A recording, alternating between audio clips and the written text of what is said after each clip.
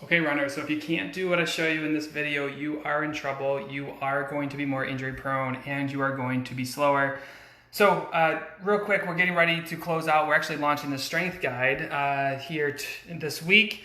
So if you're interested in getting more about what I'm about to talk about, because I'm going to teach you guys some core things to do. This is our strength guide that I'm launching this week and this coming next couple days. And I'm going to teach you part of this program because like I said at the beginning, if you're not doing this, or if you can't do what I'm going to teach you in this, you're definitely set up for failure in your running from an injury-prone standpoint or a speed standpoint. So I'm going to get down in here. If you're interested in getting access to that guide, including our new Run Smart app, check out the link in this post, and you can see more about that. But this is what I want to show you. So I want to talk about core strength quick in my office right now, and I want you guys to think of your core as being your front, your sides, and your low back. Like, you need strength all the way around if you're going to be a successful runner. And I know you're probably more interested in running than doing strength training, but it is important. And that's what the strength guide is that I just showed you up on my computer. It's like a soup to nuts, like how do you start and how do you improve your strength for injuries, speed,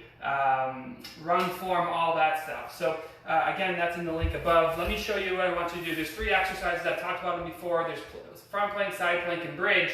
And what we want to do is we want like a baseline level, and that's what I mentioned at the start. If you can't do these exercises properly for at least 60 seconds, you're going to be in trouble. I'll teach you how to break it down, make it a little bit easier, and also tell you how to make it a little bit harder once you hit the 60 seconds. Because if you can do these for 60 seconds, there's a huge tweak you can do to really fortify yourself and protect yourself from injury. So real quick, the 3 exercises. I don't even know if I'll be on frame for half of this stuff. The first one, real simple. Make sure I don't show you the awkward angle here. Is this a simple bridge? Like, you're just going to be lifting the hips, pushing through the heels. Like, if you get a cramp in your hammies when you do these, push through your heels. That'll really bridge things up. You want to keep your tummy tight on the front side. A lot of people shut this off, but this little bridge is like a starter exercise. You want to work up and see if you can hold that for 60 seconds. Most people can. If you can't, and you get cramps or you're struggling, you want to break it down. All 3 of these exercises I'm going to show you, you can break them down by, instead of holding for 60 seconds, go 6 by 10 seconds. Once that's too easy, then do 4 by 15. Once that's too easy, 3 by 20, then 2 by 30, then 1 by 60. So you break it down, moving all the way up to 60 seconds. But you need to be able to hold that for 60 seconds. The same thing with a front plank, right? So when you're in your front plank, you want to make sure you have good alignment from your shoulders to your hips to your ankles.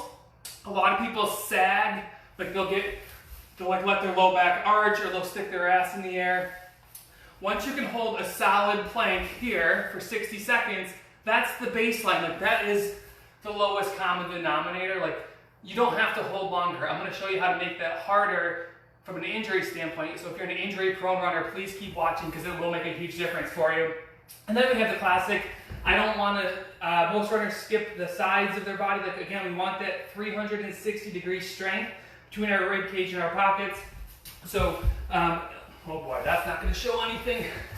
I shouldn't have chose the vertical camera angle here, but side plank coming up. Again, good alignment from your nose through your midsection all the way down. This is one that most people skip. It's tough on the shoulder, especially if you're weak through the midsection, but we want to hold those 60 seconds on both sides. Again, and that is the minimum viable product that you want to be taking to the road with your running.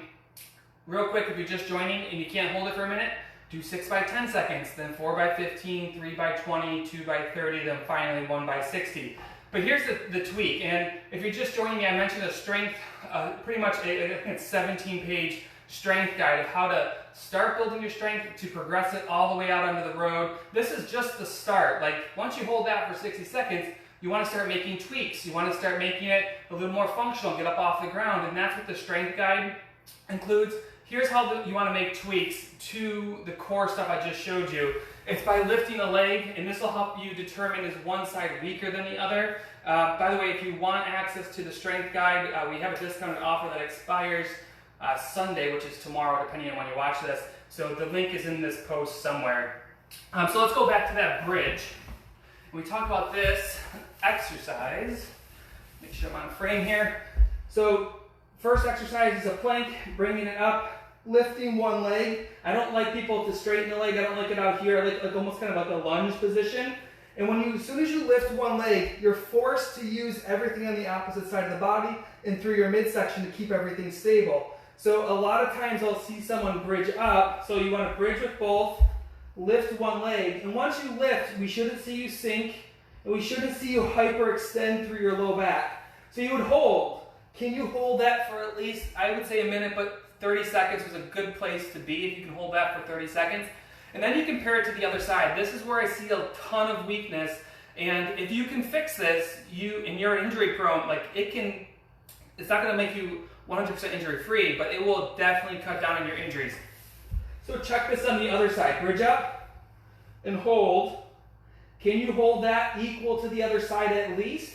And can you hold it for 30 seconds? If you can't, and you're really lopsided, like, oh my God, my sinuses are clogged, I'm shaking when I hold it on one side, there's no doubt you're going to continue to be hurt if you don't fix that. Now let's go through the other two real quick. Let me see if I can fix this just a touch. We're going to talk about front planks and side planks, very similar.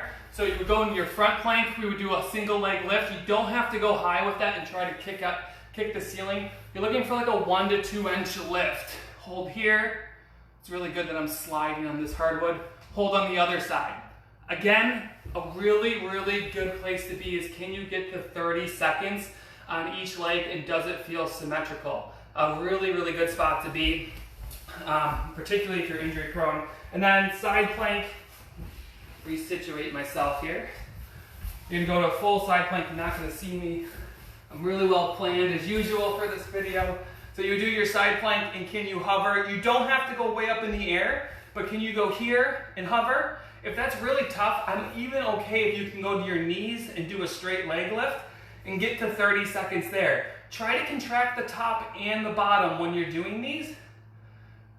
And you would see, can you hold for 30 seconds? I talked about the starting points. Those are all the progressions if you're just joining me on this live version. But you need to do those at least.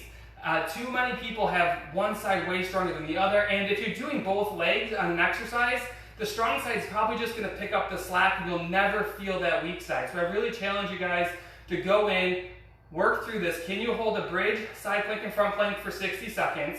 And if you can, then it's a party trick. I don't care that you can hold it for 4 minutes. I don't care that you can hold it for 90 seconds even. If you can get to 60 seconds, go to one leg and go to 10 seconds to start, work up to 20 to 30 seconds. And that's going to be huge, particularly for our injury-prone runners.